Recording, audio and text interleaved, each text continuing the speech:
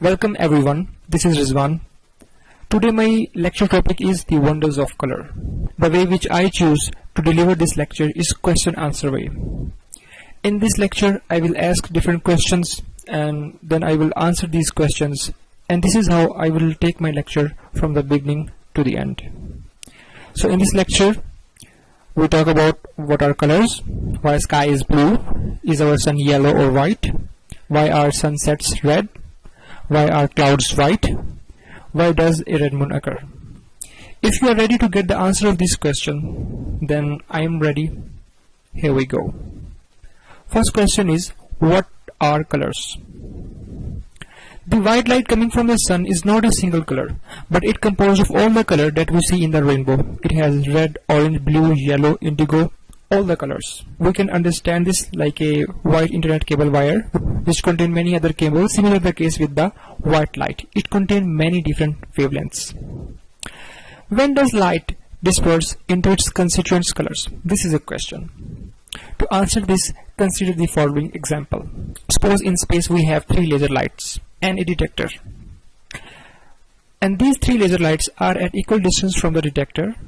If we on these 3 laser lights simultaneously, then we would see that the beam of all light hit the detector at the same time. Means the speed of all 3 colors is the same, which is the 3 multiplied by 10⁸ meter per second.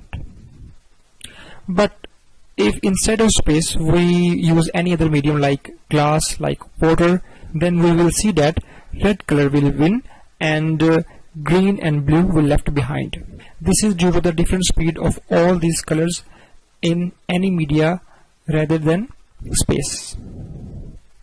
So now we can understand why a white light disperses into its constituent colors when it hit a transparent medium like water, like a prism.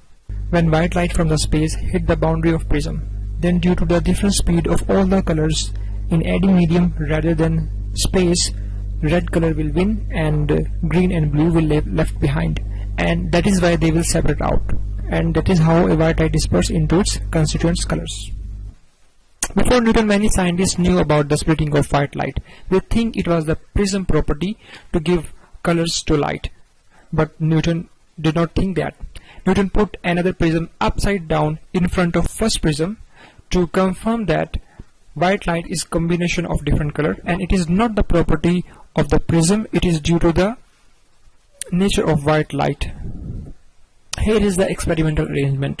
You can see that when a prism is placed next to the first prism upside down, then all these colors will combine up and they will form white light, and this is the confirmation that the colors obtained from the prism is not due to the property of the prism, but they are actually the colors of white light. Now we will learn about the mixing of light colors. Here we have 3 color lights, red, green and blue, and if we mix these color lights, then we will see that all 3 light colors will mix up and they will form white light. Here one thing should be remembered, that red and green color will mix up and they will form yellow light. And we can also understand that when blue is taken off from the white light, then yellow color left, and we will use this concept later in this lecture. Now if instead of color lights we mix up red paint, green paint, blue paint together, then we may expect to see white paint, but this is not the case. We will see murky dark brown color. Why does red, green and blue paints not form white paint? Before answer this, I ask you a simple question. Why do we see things in our surrounding of different colors? Which colors enter in our eyes after reflection and which color absorbed depends on the nature of pigments in objects. Pigments means the molecules decide the colors of objects.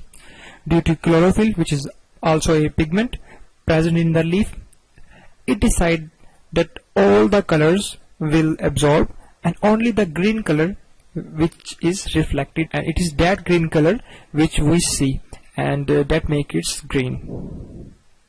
And we can also see this thing from this diagram, that all the colors hit the leaf and this leaf absorb all the color, but not the green color, and this green color will reflect out and we see a green leaf.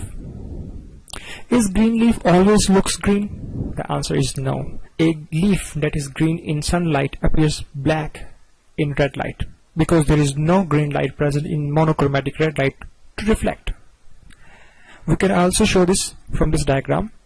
As I have blocked all the colors except red color, so chlorophyll has the property to absorb all the colors except green colors. As there is no green color in red color, so nothing will reflect and we see a black leaf. This means when object absorb all the colors of sunlight and reflect nothing, then it appears black. So we can conclude that number one, black is not a color. It is the absence of all the colors. Second, when we mix red, green and blue paints, then all the pigments in them are mixed up and form a new kind of pigments which decide the reflecting color is murky dark brown, not white. So now we understood that why does all three paints did not make a white paint. Mixing of light colors and paints are different. Different things appears in different colors due to different kinds of pigments in it. Second question is why sky is blue. To understand this, first of all we have to understand the word scattering. Scattering means when sunlight hit the molecule, air molecule, then this air molecule absorb this sunlight and separate out this sunlight in all direction. Rayleigh was a famous physicist who conclude that color will scatter the most whose wavelength is most comparable with the diameter of air molecule. As blue and violet color has wavelength compared to the diameter of air molecule, so both these colors will scatter the most, but sky does not look violet, it look blue. Why does this happen? There are two main reasons for this. Number one, intensity of violet color is very small in sunlight, and second is our eyes are not very sensitive to violet color. And we can also see from this diagram that only blue color scatter and the scattering of red color and green color is very negligible, so I have not shown the scattering of red and green color, although they are scattering in very small amount. Question 3 is our sun yellow or white? When sun is straight up, then sunlight has to travel small amount of atmosphere, means less scattering.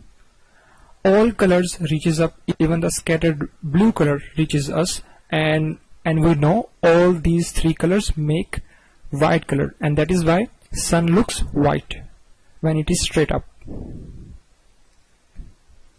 When sun is not straight up, then sunlight has to travel large amount of atmosphere. Almost all blue color scatters away, and the scattering of red and green light is very small, and red and green color makes yellow color, and that is why sun looks yellow when it is not straight up.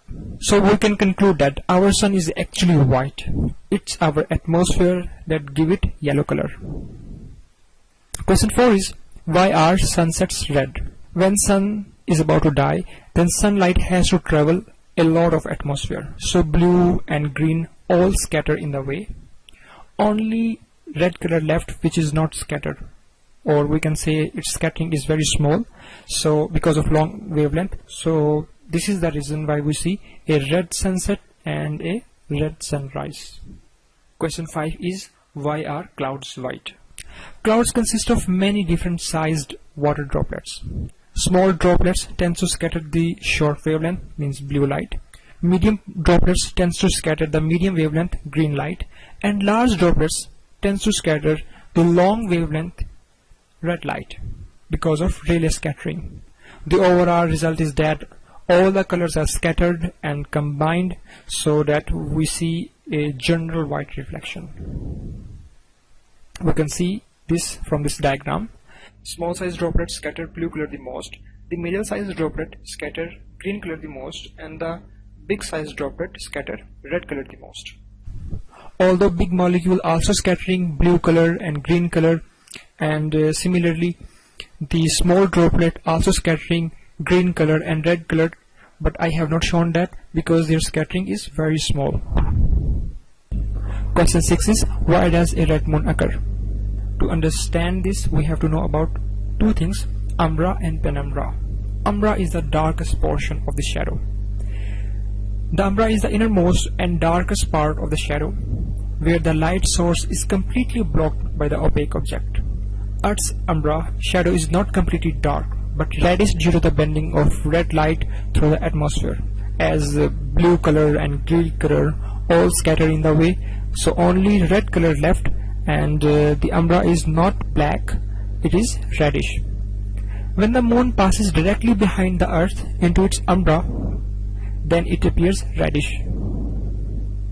We can also see from this diagram, the darkest portion is umbra and the light dark portion is penumbra. This picture makes your idea clear. When the sun is in the Earth's umbra shadow, then it appears red.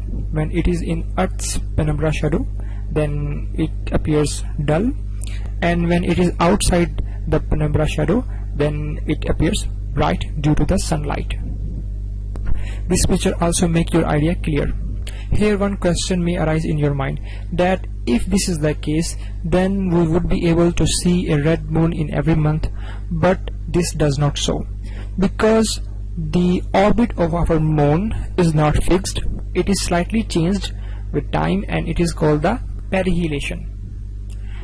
In this diagram I have shown the perihelion of a planet. Similar is the case with the moon. Our moon also periheliate, means its orbit changes with time. I hope you have enjoyed this video lecture. Thank you so much.